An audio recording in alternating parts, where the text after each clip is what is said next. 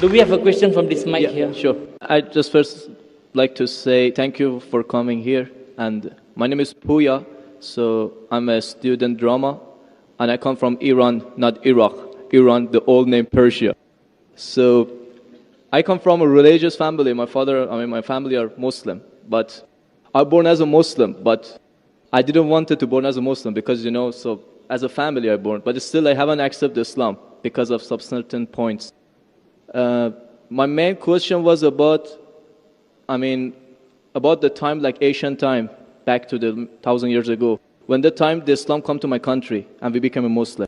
So as I read in the history and those kind of stuff, I found it out that the Arab countries, so they attacked my country and they invade my country and they brought Islam by force without my king accepted. So Persia was an old country and it was the most civilized country from the ancient time until now. We believe a real God, we were worshipping a real God, and our religion was Zartosh. So he was a prophet also. So we believe in good deeds, good thought, good words. So even Cyrus the Great, he was the king of the world, and he was doing a lot of good things. Even some people, they was confused that they called him Masih. He was doing many good things, but he was never said, I'm a prophet, I'm a God. But even though that king, when he attacked the other country, he never killed a civilian, he never raped a woman, and he never made them to change the religion. Even somebody was worshipping a cow, he respect for them, even though he was worshipping a real God. He could make them to worship also same as what is worshipping. But in the Islam way, if you're going to promote your religion, doesn't mean that you have to force it to somebody else or you have to make them to accept that religion. Because, human being means freedom. So anyone, they should have a right, human rights. So maybe those people, they didn't want that religion. So why they have to attack and, to bring it by force? That was the main question that made my heart a bit, to make me to my belief go down. So. Brother, are you Parsi? Pardon? Yeah, I'm from Fars. Are you a Parsi? You mean Farsi? Are you a Parsi? Are you a Zoroastrian? No, I'm not following any religion. You don't belong to any religion. I don't believe. But you said your parents were? My parents were Muslim, but because of this confusion and stuff, I never tried to follow the religion. I just believe in real God and doing the good things. So you believe in real God and good things. What are the good things? Where do you get the good things from? Good things like I don't harm the others. Whatever I'm doing, not try to harm the others. That's the first thing. As much as you can do the good things, even helping the others, and believe in the real God, not worshipping a stone or leaf or whatever. And I believe God is single. But I didn't. So you have your own philosophy. So you want to bring a new religion. I'm not going to make any religion. I'm just following my brain because as I know, God gave us a brain. So I didn't make my mind busy by following the books. When I was 10 years old, I was just thinking until now even. So I tried to follow my brain. Thinking, he's saying, God as long as not a stone. Who told you stone is not a God? Anyway, I'll answer your basic question. Your basic question is that Muslims came to Persia and they conquered and they forced people to accept Islam. So no one should force at all. I agree with you. Point to be noted is that today the media promotes that Islam was spread by the sword. I am aware that there are certain black sheep in the Muslim community and there are certain Muslim rulers who did wrong things. But as a whole, Islam was never spread by the sword. Islam was never spread by the sword. It's spread by sword. Sword. Sword means force. Force, yeah. Like you said, now Muslims came and conquered Persia, etc. You see everywhere it's happening. There are wars taking place. But in Islam, it's clearly mentioned in Surah Baqarah, chapter 2, verse number 256. La ikraha fid deen. There's no compulsion in religion. Truth stands out clear from error.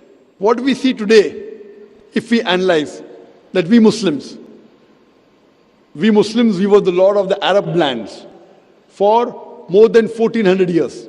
For the past 1400 years, the Muslims were the lord of the Arab lands. For a few years the Britishers came, for a few years the French came, but overall the Muslims were the rulers of the Arab land. Yet today, there are more than 9 million Christians who are Coptic Christians. That means they are Christians since generation. If the Muslims wanted, they could have forced each and every non-Muslim to accept Islam at the point of the sword in the Arab land. These more than 9 million Coptic Christians, they are giving Shahada. They are bearing witness that Islam was spread by the sword. We Muslims, we ruled India for more than 1,000 years. We ruled India for more than 1,000 years. If we wanted, we could have forced every non-Muslim Indian to accept Islam at the point of the sword. Today, more than 80% of the Indians are non-Muslims. These more than 80% non-Muslim Indians, they are giving shahada, they are bearing witness that Islam was spread by the sword.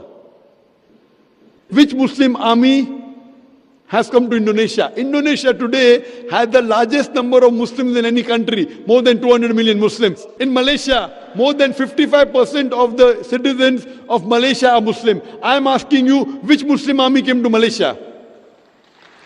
Your country, which Muslim army came? Which Muslim army went to the east coast of Africa?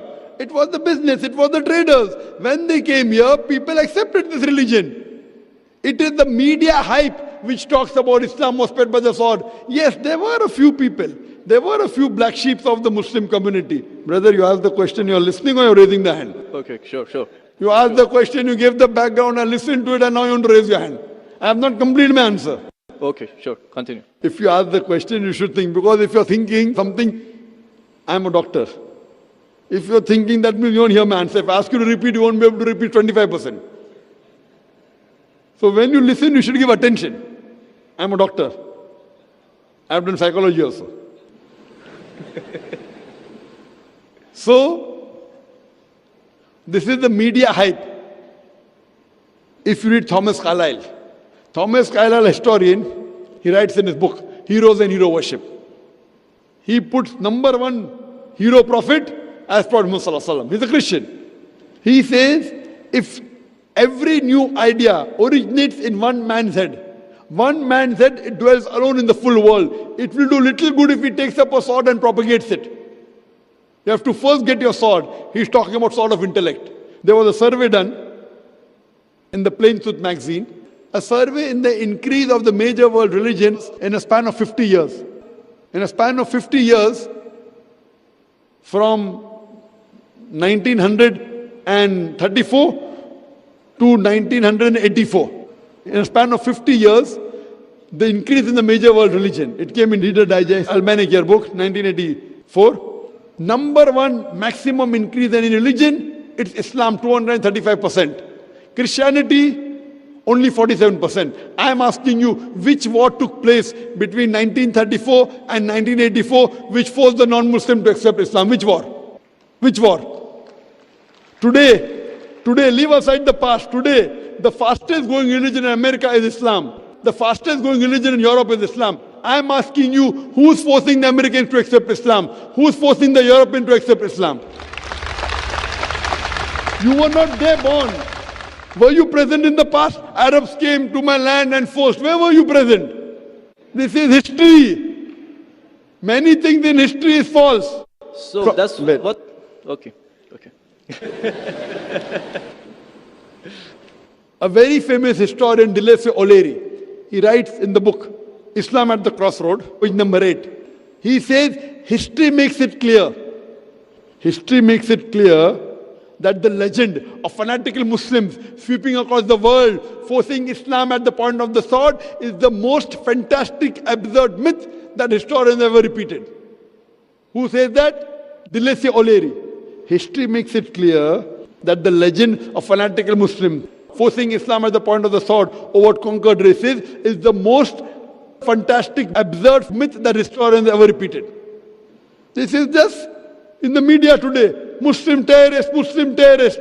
I am asking you, did any Muslim attack you in this country? No, never. But the media says Muslims are terrorists. Yeah, media is just nonsense. Yes, same way your history is also nonsense. When media is nonsense, the history is also nonsense. Some is correct, some is wrong. That's the reason, if you hear the answer, I would like to end my answer with the quotation of Dr. Adam Pearson. Dr. Adam Pearson says that people who worry that one day nuclear weaponry will fall in the hands of the Arabs, they fail to realize that the Islamic bomb has already been dropped. The bomb of peace. It fell the day Prophet Muhammad, peace be upon him, was born. Okay, thank you, doctor, for your answer. But the point is, I didn't get the right answer because that's not media, that's history. And history is not something that can be written the false way, because if it be written in a false way, it can be changed. But that was the true history in all over the world and is written every Brother, did you places. hear my quotation of Delesi O'Leary? Can you repeat it? Repeat what? Repeat Delesi O'Leary's quotation. I said it twice, not once, twice. Most of my answer was once. I said twice. Now repeat it. Repeatedly 50%. So what's the point of repeating that word? I want to know whether it went into your head or not. No, because that's what is in my head that is a history first thing. I am asking you, can you repeat the statement, the answer which I gave earlier? If you cannot repeat, that means it's useless me repeating the answer. You're not listening to me. You're thinking something. No, I'm listening to you. You're Can saying you repeat? that is made, that is can false, you that's the history. repeat the statement of Delesi O'Leary, a very famous historian? No, I can't. I'm saying it for third time. Listen to it and go behind the queue. Delesi O'Leary says that history makes it clear the legend of fanatical Muslims forcing Islam at the point of the sword over conquered races is the most fantastic, absurd myth that historians have ever repeated. Delesi O'Leary says history has been telling falsehood, and you're saying history, I believe in history. Delesi O'Leary is saying that what history says that Muslims are forcing Islam at the point of the sword is the most fantastic myth that historians have repeated. So you have got influenced by the myth. So now think it's a myth and forget it and believe in the fact. The fact is you read the Quran and inshallah I want you to revert to Islam. Revert back to the religion of your parents, inshallah. Okay. Okay, thank you. Thank you.